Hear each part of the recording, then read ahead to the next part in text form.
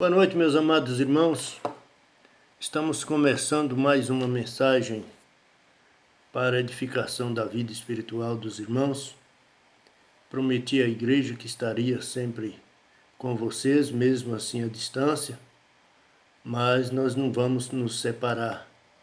Então, somente vocês entrarem no nosso canal, cadastrarem aí, porque toda novidade que tiver vai chegando para vocês a cada momento.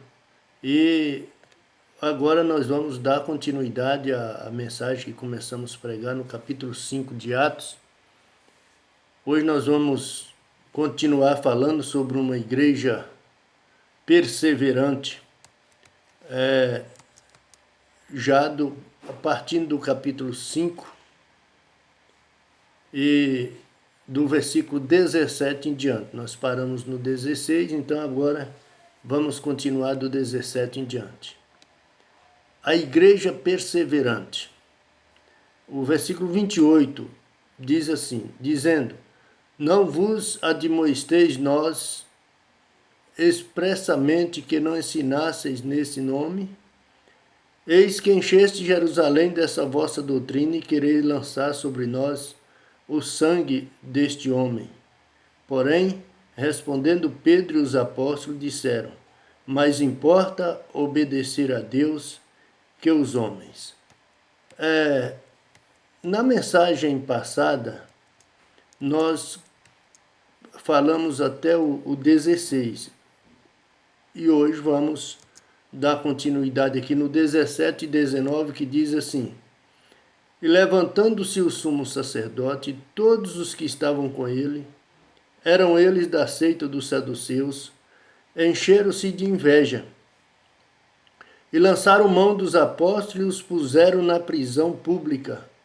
Mas de noite o anjo do Senhor abriu as portas da prisão e, tirando-os para fora, disse, e aí vai falar com eles para ir embora, para ir para o templo, né? E ali eles pregaram o evangelho. Aqui nós estamos encontrando mais um momento tenso na vida da igreja primitiva. Mais um momento tenso nos primeiros dias de existência da igreja. Mas também encontramos aqui, meus irmãos, um grande triunfo da igreja primitiva.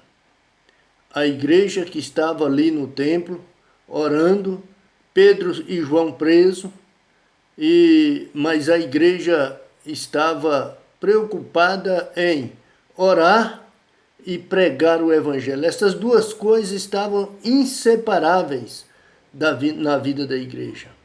Será que agora já dá para ver os motivos da igreja primitiva ser esta igreja vitoriosa? Será que dá para perceber que vale a pena imitarmos esta igreja? Será que vale a pena a gente voltar aos princípios que eram defendidos por esta igreja? Meus irmãos, creio que até aqui que nós temos trabalhado o livro de Atos, ficou bem claro em nossa mente, em nosso coração. Ficou bem claro isso, que vale a pena servir a Deus. A igreja primitiva vivia dessa forma.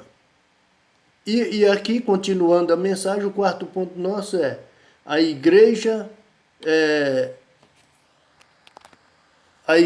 perseverante está sujeita a ser perseguida. No versículo 17 ao versículo 33, ao ver a igreja crescendo, os sacerdotes da seita se encheram de inveja, se encheram de fúria, prenderam os apóstolos, colocaram na prisão. Um anjo do Senhor o libertou e levou ao templo para pregar a palavra. Porém, eles foram detidos novamente. E levando eles para ser julgados, hoje também estamos sujeitos a sermos julgados também, perseguidos por amor de Cristo. Somos sujeitos até mesmo à morte. o quinto ponto é que a igreja perseverante, ela reconhece que até pelos opositores, ela é reconhecida até pelos opositores. No meio da cúpula dos judeus se levantou um homem. Aquele homem era professor, mas ele era homem da lei também. Segundo a Bíblia, ele era doutor da lei. E agora ele chega e dá um conselho àqueles homens, aquelas autoridades que estavam com Pedro e João diante do tribunal. Ele dá um conselho: deixa esses homens. Deixa esses homens, porque o que eles estão fazendo for de Deus, nós vamos ser apanhados lutando contra Deus. Gamaliel reconheceu que o trabalho dos apóstolos era de Deus.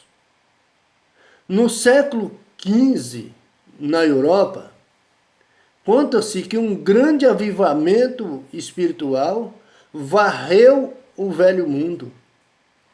Nessa época surgiram grandes pregadores como Charles Spurgeon, como Moody, George Wycliffe, John Wesley e outros, que até mesmo alguns filósofos iluministas, até mesmo ateus, como Lavoisier, Voltaire, Rousseau e outros filósofos, paravam para ouvir a mensagem que eles tinham.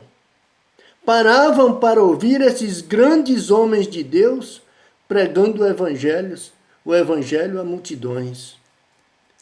Então, na verdade, o evangelho ele é poder de Deus, não tem limite, não tem pessoas mais sábias ou menos sábias. Basta você querer pregar o evangelho. E, em sexto lugar, uma igreja perseverante, ela se alegra em meio aos problemas. Depois de açoitados, os apóstolos voltaram alegres por sentirem dignos de sofrer afronta. Hoje Deus nos chamou para sermos uma nação perseverante. Deus nos chamou para sermos uma nação que encara toda a situação que está passando, que está vivendo, com muita coragem e determinação. Nossa coragem não vem do homem, nossa coragem vem do Senhor. Ser corajoso é uma ordem de Deus. Quando ele ser forte e corajoso, não tema e nem te espante, porque o Senhor teu Deus é contigo por onde quer que andar. Então não tememos o homem. Quem não é corajoso na obra de Deus, não adianta nem entrar na obra de Deus. Quem não é corajoso na obra de Deus comete pecado também.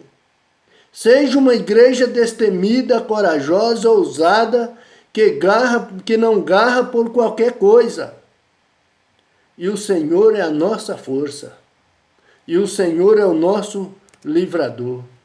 Sétimo lugar, uma igreja perseverante nunca deixa de pregar o evangelho. Aqueles homens, está lá no versículo 42, aqueles homens foram advertidos seriamente, foram apanhados, açoitaram eles, meteram o chicote neles, e acabou pegando eles, tirando para fora da cidade. Vai embora daqui, não fala mais no nome desse homem. Mas ele todos os dias estava no templo, estava de casa em casa. Aquela igreja não deixava de anunciar o evangelho de Jesus Cristo. Era Jesus que eles anunciavam, é Jesus que nós anunciamos. Aquela igreja pregava o evangelho em todos os lugares. Ninguém barrou, os que tentaram barrar não conseguiram. Em todos os tempos, em todas as pessoas, o evangelho era pregado. Hoje devemos pregar o evangelho em todo o mundo. Devemos pregar o evangelho a todo tempo, a tempo e fora de tempo, diz a Bíblia. Devemos pregar o evangelho para todas as pessoas, independente. Ali estava a autoridade. Se Pedro fosse um frouxo, ele teria tido medo e não tinha pregado para aquele povo. A igreja de Jerusalém Era uma igreja perseverante porque ela vivia exclusivamente para a glória de Deus.